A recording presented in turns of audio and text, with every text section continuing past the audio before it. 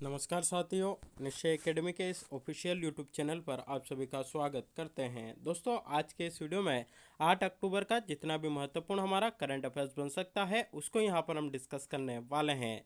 तो वीडियो में जो है आप लास्ट तक बने रहिएगा, क्योंकि ये वीडियो आपके आने वाले सभी एग्जाम्स के लिए बहुत ज़्यादा इंपॉर्टेंट होने वाला है। तो चलिए दोस्तों, शुरुआत करते हैं आज के इस वीडियो की। और सबसे पहले हमारा पहला क्वेश्चन यहाँ पर डिस्कस कर लेते हैं। पहला क्वेश्चन है दोस्तों कि 2022 में भौतिकी के नोबेल पुरस्कार के बारे में निम्नलिखित में से कौन सा कथन सही है। तो जो कथन सही है वह यहाँ पर हमें बताना है। तो पहला हमारा यहाँ पर कथन है कि एलन एस्पेक्ट, जॉन एफ क्लासर और एंटन जिलिगर को 2022 में भौतिकी का नोबेल पुरस्कार मिला है। तो यह जो पहला कथन है आपका बहुत सही है, या जो यह जो पहला कथन है आपका यहाँ पर सही है। दूसरा क्वेश्चन है दोस्तों आपका यहाँ पर है कि तीनों वैज्ञानिकों को क्वांटम यांत्रिकी पर उनके काम के लिए नोबेल पुरस्कार दिया गया। तो दूसरा ऑप्शन भी आपका यहाँ पर सही है, यानी कि ऑप्शन कथन ए और कथन दो दोनों आपके यहाँ पर सही है। तो ऑप्शन सी यहाँ पर हमारा राइट आंसर बन जाता है। तो हाल ही में नोबेल पुरस्कार की घोषणा आपकी कर दी गई है और भौतिकी के क्षेत्र में 3 वैज्ञानिकों को आपका नोबेल पुरस्कार यहाँ पर दिया गया, जिनके नाम है एलन एस्पेक्ट, जॉन एफ क्लासर और एंटोन जिलिगर। यह जो है 3 वैज्ञानिक है जिन्हें कि भौतिकी के क्षेत्र में आपका जो है नोबेल पुरस्कार दिया गया। और क्यों दिया गया? क्योंकि क्वांटम यांत्रिकी पर उन्होंने जो काम किया है उसके लिए उनको यह पुरस्कार आपका दिया गया। चलिए इनसे जुड़ी कुछ महत्वपूर्ण जानकारी यहाँ पर हम देख लेते हैं। तो तीनों वैज्ञानिकों को क्वांटम यांत्रिकी पर उनके काम के लिए भौतिकी का नोबेल पुरस्कार आपका यहाँ पर मिला है। देखिए दोस्तों, यहाँ पर अब एक बात यह निकल कर आती है कि इनके नाम हम कैसे याद रखें। तो यह तीनों नाम तो हम जो है इतने बड़े बड़े और इतने डिफिकल्ट हम यहाँ पर याद नहीं रख सकते। अगर याद भी करते हैं तो दूसरे दिन हम यहाँ पर भूल जाते हैं। तो उसके लिए आपको क्या करना है कि इनके जो 3 वैज्ञानिक हैं इनके सिर्फ एक एक नाम आपको यहाँ पर याद रखना है।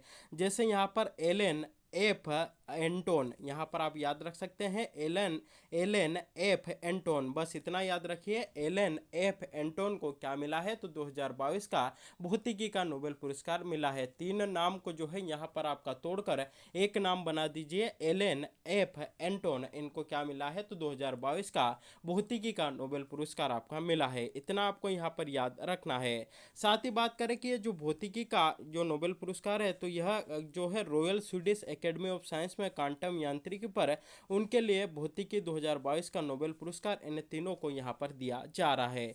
वैज्ञानिकों को यह पुरस्कार फोटॉन से संबंधित उनके प्रयोगों, बेल असमानताओं के उल्लंघन की स्थापना और क्वांटम सूचना विज्ञान में अग्रणी के लिए आपका मिला है। तो यह इंपॉर्टेंट यहाँ पर बनता है, किनको मिला है, क्यों मिला है और किस क्षेत्र में मिला है। तीनों बातें आपको याद रखनी है। भौतिकी के क्षेत्र में एलन एफ एंटोन को मिला है, क्यों मिला है? क्वांटम में उन्होंने जो भी योगदान दिया है उसके लिए उनको यह आपका दिया गया है। तो यह बात आपको यहाँ पर याद रखनी है।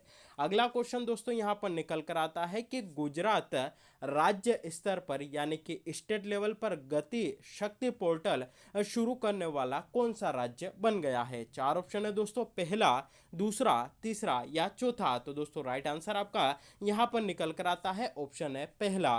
गुजरात राज्य स्तर पर गति शक्ति पोर्टल शुरू करने वाला जो है आपका देश का पहला राज्य आपका बना है। तो ऑप्शन है यहाँ पर राइट आंसर बनता है। चलिए इससे जुड़ी जानकारी यहाँ पर देख लेते हैं कि आखिरकार गति शक्ति पोर्टल होता क्या है। तो इससे जुड़ी जानकारी यहाँ पर हम देख लेते हैं। तो सबसे पहले यहाँ पर बात करें कि ये जो पोर्टल है गति शक्ति पोर्टल, इसको गुजरात में किसने लॉन्च किया है? तो गुजरात के जो वर्तमान में मुख्यमंत्री है भूपेंद्र पटेल, उनके द्वारा इसको आपका लॉन्च किया गया है। और गति शक्ति पोर्टल शुरू करने वाला देश का पहला राज्य कौन सा बना है? गुजरात बना है। और किस स्तर पर? तो दोस्तों राज्य स्तर पर। यह आपको 2 बातें यहाँ पर याद रखनी है। तीसरी बात यहाँ पर आती है कि इसको शुरू करने का मुख्य उद्देश्य क्या है? तो पोर्टल शासन में अधिक पारदर्शिता लाएगा और निवेशकों को यानी कि जो निवेशक है या जो इन्वेस्टर है उनको ईज ऑफ डूइंग बिजनेस प्रदान आपका करेगा। तो यह बात हमको यहाँ पर याद रखनी है। इंपॉर्टेंट क्वेश्चन यहाँ पर आपको आपसे जो है एग्जाम में पूछा जा सकता है। साथ ही अगर दोस्तों गुजरात की बात करें तो गुजरात की राजधानी क्या है, आप सभी जानते हैं गांधीनगर जो है इसकी आपकी राजधानी है। और अगर आपसे पूछा जाए कि सर्वाधिक तटीय रेखा वाला राज्य कौन सा है भारत का, तो वह आपका गुजरात राज्य है। यह भी आपको याद रखना है। सर्वाधिक मूंगफली उत्पादन भारत के किस राज्य में होता है, तो दोस्तों यह उत्पादन भी आपका कहाँ होता है, तो हमारे भारत के गुजरात राज्य में होता है।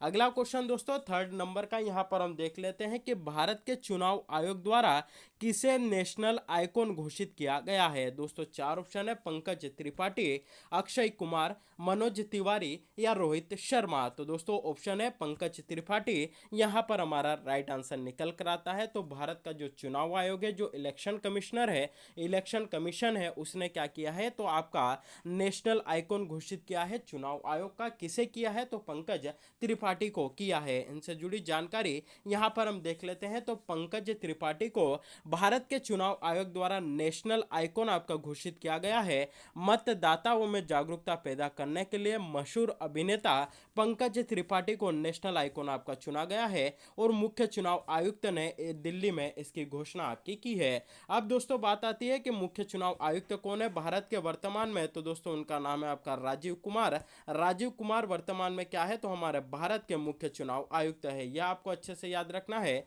अगर आपसे पूछा जाए कि राष्ट्रीय मतदाता दिवस कब मनाया जाता है, तो 25 जनवरी को प्रतिवर्ष राष्ट्रीय मतदाता दिवस मनाया जाता है। उसको भी मनाने का उद्देश्य यही है कि लोगों को अपने मताधिकार के प्रति जागरूक करना। चलिए अगला क्वेश्चन यहां पर हम देख लेते हैं। फोर्थ नंबर का क्वेश्चन है कि वर्ष 2022 के लिए विश्व शिक्षक दिवस का विषय क्या था। तो दोस्तों सबसे पहले हमें यहां पर पता होना चाहिए कि विश्व शिक्षक दिवस आपका कब मनाया जाता है।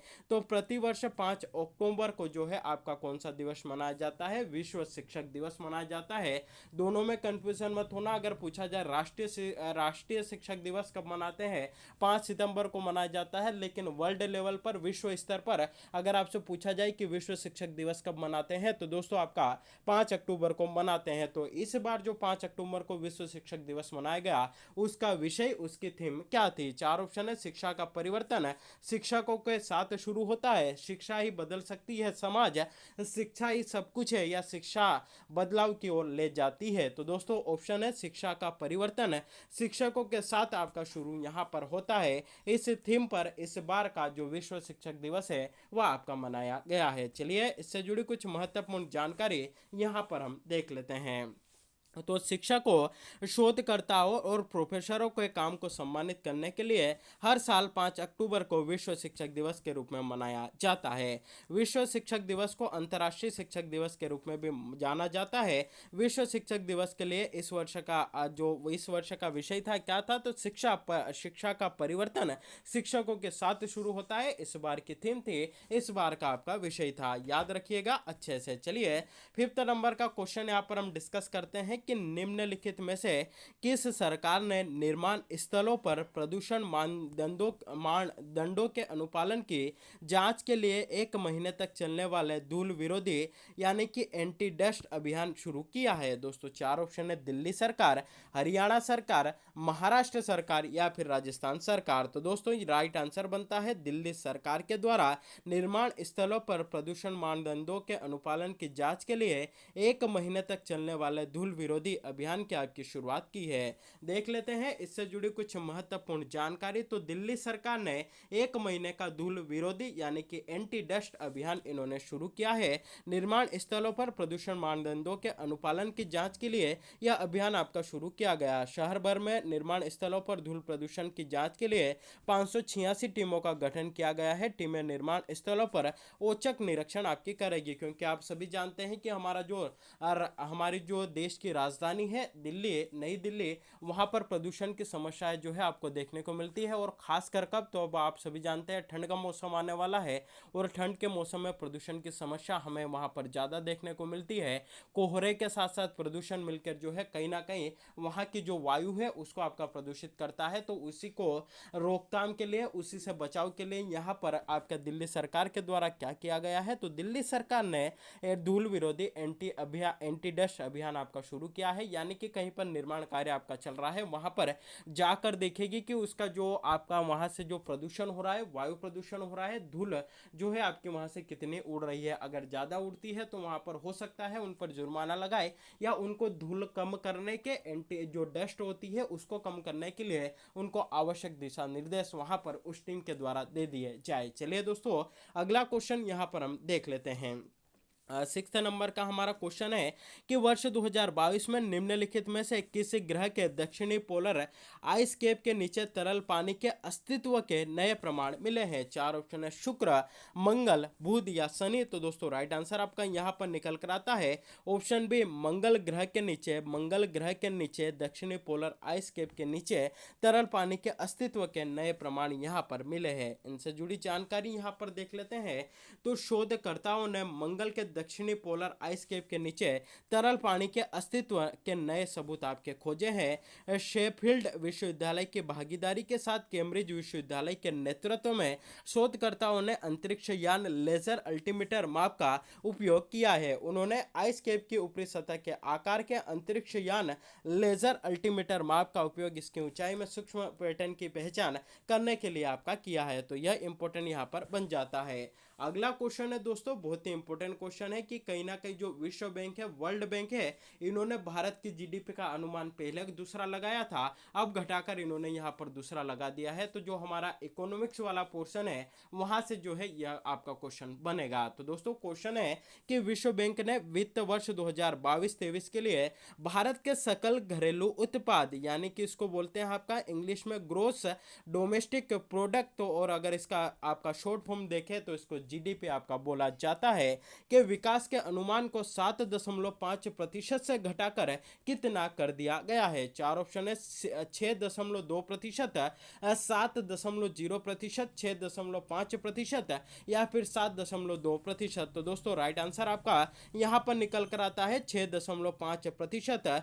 विश्व बैंक, वर्ल्ड बैंक ने वित्त वर्ष 2022 के लिए भारत का जो जीडीपी है उसका जो विकास का जो अनुमान आपका 7.5% पहले लगाया था उसको घटाकर आपका कितना कर दिया? तो 6.5%, यानी कि सीधा आपका 1% यहां पर कम कर दिया गया है। वर्ल्ड बैंक ने भारत की जीडीपी का अनुमान लगाया है। क्वेश्चन इंपोर्टेंट यहां पर बनता है क्योंकि यह बड़ी बड़ी जो आपकी वित्तीय संस्था है, वैश्विक संस्थाएं हैं, चाहे आपकी आईएमएफ हो गई या फिर आपकी विश्व बैंक हो गई, अगर इसके द्वारा कोई सी आपकी यहाँ पर अनुमान लगाया जाता है भारत की जीडीपी का या किसी भी जीडीपी का या कोई सा भी जो है इनके द्वारा यहाँ पर आंकड़ा जारी किया जाता है, डाटा जारी किया जाता है, तो वह हमारे एग्जाम के पॉइंट ऑफ व्यू से बहुत ज़्यादा इंपॉर्टेंट बन जाता है। तो इससे जुड़ी कुछ महत्वपूर्ण जानकारी देख लेते हैं। तो विश्व बैंक ने अपनी दक्षिण एशियाई आर्थिक फोकस रिपोर्ट में वित्त वर्ष 2022-23 के लिए भारत के सकल घरेलू उत्पाद यानी कि जीडीपी के अनुमान को 7.5% से घटाकर 6.5% आपका कर दिया गया है।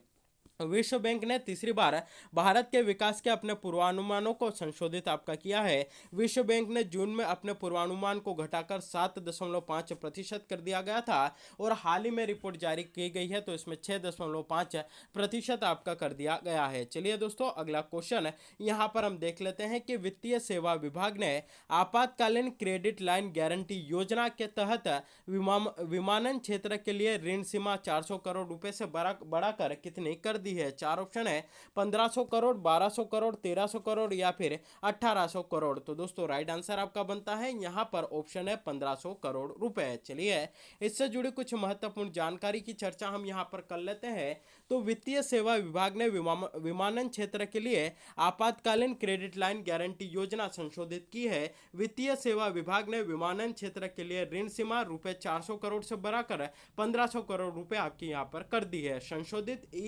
ECLGS 3.0 के तहत संदर्भ तिथियों के अनुसार एयरलाइन कंपनियों की पात्रता उनकी निधि आधारित या गैर निधि आधारित ऋण का 100% या 1500 करोड़ रुपए जो भी कम हो का प्रावधान यहाँ पर किया गया है। तो जो आपके पहले 400 करोड़ रुपए यहाँ पर हुआ करती थी उसकी जो सीमा है बढ़ाकर कितनी करती है? तो 1500 करोड़ रुपए दोस्तों आपकी यहाँ पर कर दी गई है। चलिए अगला क्वेश्चन देखते हैं कि CRPF के 37वें महानिदेशक का पदभार किसने ग्रहण किया है? चार ऑप्शन है कुलदीप सिंह, राजेश कुमार, सुजाई लाल थाओसेन या हरीश कुमार। तो दोस्तों ऑप्शन सी यहाँ पर राइट आंसर बनता है। सुजाई लाल थाओसेन को सीआरपीएफ के 37वें महानिदेशक का जो है आपका नियुक्त किया गया है। तो चलिए इनसे जुड़ी महत्वपूर्ण जानकारी देख लेते हैं। तो सुजाई लाल थाओसेन बने सीआरपीएफ के 37वें महानिदेशक। सुजाई लाल थाओसेन ने गार्ड ऑफ ऑनर के बाद एक औपचारिक समारोह में पदभार ग्रहण किया है। वह 1988 बैच के मध्य प्रदेश कैडर के आईपीएस अधिकारी है। दोस्तों अगर आप एमपी से बिलोंग करते हैं, मध्य प्रदेश की राज्य स्तरीय परीक्षाओं की अगर आप तैयारी कर रहे हैं तो यह क्वेश्चन आप जो है अच्छे से नोट करके जो है आप रखिएगा, क्योंकि मध्य प्रदेश कैडर के वह आईपीएस अधिकारी है। तो कहीं ना कहीं यह क्वेश्चन आपका मध्य प्रदेश का जो करंट अफेयर्स होगा उसमें भी आपका पूछा जा सकता है। चलिए अगला क्वेश्चन यहाँ पर हम देख लेते हैं, जो कि हमारे आज के इस वीडियो का लास्ट क्वेश्चन है कि एने अनाक्स ने वर्ष 2022 के लिए साहित्य में नोबेल पुरस्कार जीता है। वह एक लेखिका है। वह एक चार ऑप्शन है आपके सामने, जापानी, ब्रिटिश, अमेरिकी या फ्रांसीसी। तो दोस्तों राइट आंसर आपका यहाँ पर निकल कर आता है, वह जो है आपकी एक फ्रांसीसी लेखिका है। चलिए इससे इनसे जुड़ी कुछ महत्वपूर्ण जानकारी देख लेते हैं। तो एने अनाक्स को वर्ष 2022 का साहित्य का नोबेल पुरस्कार मिला है। वह एक फ्रांसीसी लेखिका है। उन्होंने साहस और नैदानिक तीक्ष्णता के लिए सम्मानित किया गया है, जिसके साथ वह व्यक्तिगत स्मृति की जड़ों, व्यवस्थाओं और सामूहिक प्रतिबंधों को उजागर करती है। वह अपनी शैली को फ्लैट राइटिंग के रूप में वर्णित करती है। उसने एक किताब लो प्लेस अ मेनेस प्लेस आपकी लिखी है। तो यह भी हमारे लिए यहाँ पर इम्पोर्टेंट बन जाता है। तो दोस्तों यह था हमारे 8 अक्टूबर के करंट अफेयर्स के 10 इम्पोर्टेंट करंट अफेयर्स, जो कि आपकी आने वाली एग्जाम के लिए बहुत ज़्यादा इंपॉर्टेंट है। आपके आने वाली जो एग्जाम है जिसमें आपका करंट अफेयर्स पूछा जाता है, तो आपकी जो करंट अफेयर्स की तैयारी है उसको और ज़्यादा यहाँ पर इस वीडियो के द्वारा आपकी हेल्प मिलेगी। तो दोस्तों अगर वीडियो अच्छा लगा हो तो वीडियो को अधिक से अधिक लोगों तक शेयर करिएगा, वीडियो को लाइक करिएगा। चैनल पर पहली बार विजिट कर रहे हो तो चैनल को सब्सक्राइब भी जरूर करिएगा। बेल नोटिफिकेशन को प्रेस करके रखिएगा, ताकि जब भी वीडियो अपलोड हो इसकी नोटिफिकेशन सबसे पहले आप तक पहुँच सके। तो आज के लिए बस इतना ही, मिलते हैं अगले वीडियो में, तब तक के लिए जय हिंद।